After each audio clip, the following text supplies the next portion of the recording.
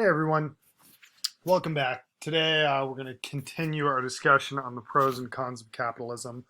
We've been talking a lot about um, the benefits of capitalism, that it creates so much economic growth. We've been talking about how it's even good at managing scarce resources, because if oil becomes more scarce, the price will just go up and people will buy less.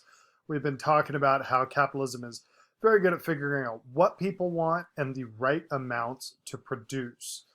But today we are going to talk about something called positive externalities. And this is a bit of a critique on the free market system. And it makes an argument that some things would be better left to the government because the free market alone would not produce enough of them. And we're going to start by talking about lighthouses. This is actually kind of the textbook economic example of a positive externality, is the lighthouse. So first of all, what does a lighthouse actually do? Well, a lighthouse is built upon a thing of rocks that juts out from the ocean, and it's really there to alert boats like, hey, there's rocks right here, like don't bring your boat over this way or you will hit rocks. Sometimes these rocks are hard to see, especially at night. Sometimes these rocks are just barely below the water and it's hard to tell they're there. And these rocks are super dangerous, right? If boats are out and they hit these rocks, it could crash and kill everybody on board. And it makes shipping very costly, because if it's really dangerous to be out driving a boat full of goods because you might just hit random rocks, then it's harder for people to ship goods because nobody wants to go out on these boats. So what a lighthouse does is it makes it safer for people on boats, but it also makes it a lot easier to conduct trade because it's just a lot safer and therefore cheaper to move goods around the world. Now, here's the thing. If left to the free market, would there be lighthouses? Well, maybe not, because it's hard to build a lighthouse and then charge people to use your lighthouse. It's hard to really make money off of a lighthouse, because of what economists call the free rider problem. If I build a big lighthouse out in the middle of the ocean, other boats can use it and just not pay me for building that lighthouse. So who's going to build lighthouses? If you can't make money off building a lighthouse, why would you ever build a lighthouse? Well, you could say, one shipping company could just build lighthouses all over the world just for themselves. But again, other shipping companies are just going to use those lighthouses for free. So why would you ever build lighthouses? They're expensive to build. You need a ton of them all over the world. Who's going to build these lighthouses? The answer would be that the government should build these lighthouses, because these lighthouses create positive externalities. They create positives for many people within the free market, but the free market itself does not produce them. What's another example of a positive externality? Well, I'm glad you asked. You could argue that education is a positive externality. So first, let's examine the part of education that is not an externality.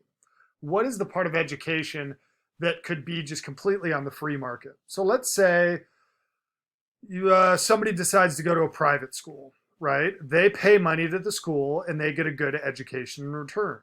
That's very free market. The teachers who teach for that school are getting the money that's paid through tuition. That's all something that could very easily be produced by the free market. But here's something else that comes out of this free market transaction is, if somebody who goes to that school grows up and becomes a doctor or invents a great product or creates a vaccine, they are causing good for the world that the rest of the world didn't pay for, right?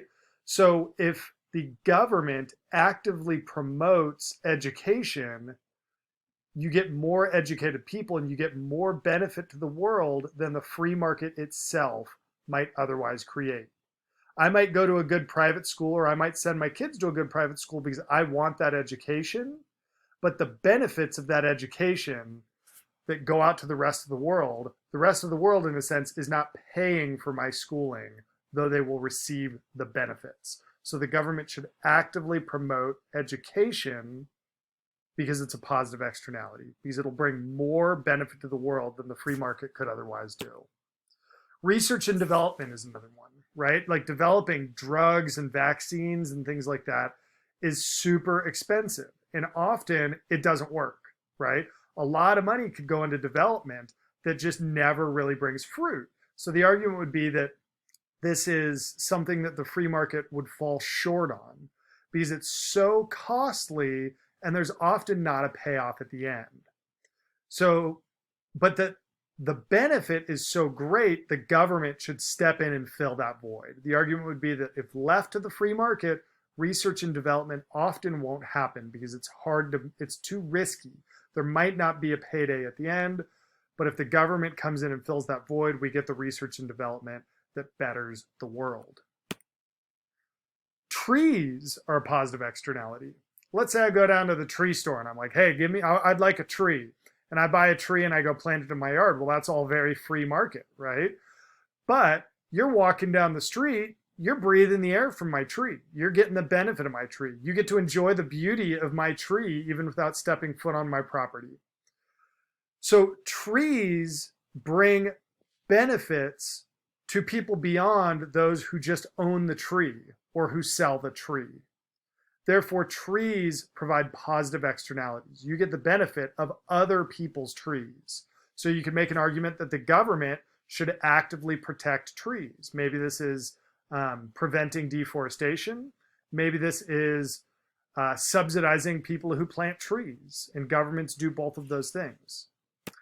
Here's another kind of interesting one. Fireproofing your house has positive externalities. So if I fireproof my house, let's look at the free market part of that. Well, I go to the fireproof store and I say, hi, I want some fireproof. And they sell it to me and I go fireproof my house. Now my house is less likely to burn down, and that's all very free market. But you know who else benefits from that? My next door neighbor.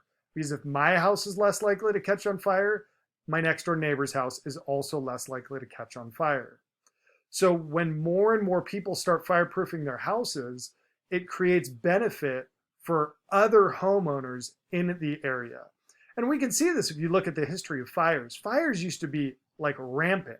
You know, like in Chicago in 1871, like Chicago burned down, like the entire city burned down. London has had numerous massive wide city fires.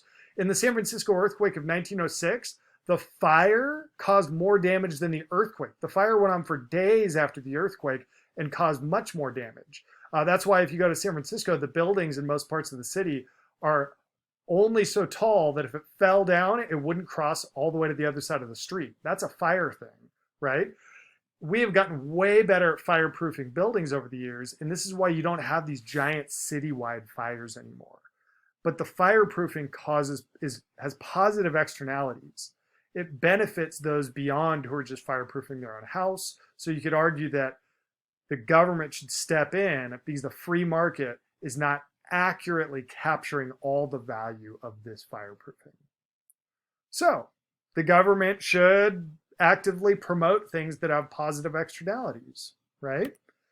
The government does. Like all of these examples I just used, the government plays a role in all of those things. All of these examples are not things that are typically left just up to the free market. But of course, this is economics, and there are counterpoints. So what would be the argument against the government stepping in to promote positive externalities? Well, I'm going to give you two. One argument would just be that the government does such a bad job at everything. This is typically like the free market advocates' like final argument on a lot of these issues. They would argue that, look, the government, if they try to step in, they're just going to biff things up at least as much as they fix things. And they're going to promote things that, you know, maybe they have positive externalities and maybe they don't. Maybe they're just promoting these things, saying they have positive externalities, even though they're doing it to line their own pockets or their campaign contributors' pockets. But the other argument against the government promoting positive externalities is kind of outlined in an economic book called The Fable of the Bees. And basically the argument is, actually, the free market will figure these things out. And they use bees as an example. So if you looked at bees and beekeeping, so let's first of all talk about bees. Bees are needed for pollination, right? Plants don't grow without bees. We can't grow really food without bees, right? You can't grow fruits and things like that without the presence of bees. But you need so many bees that somebody has to basically like grow bees. You need beekeepers.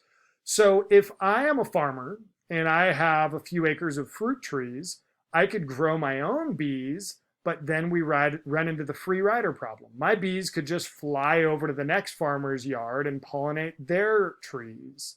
So if you looked at this from the outside, it looks like a classic positive externality problem.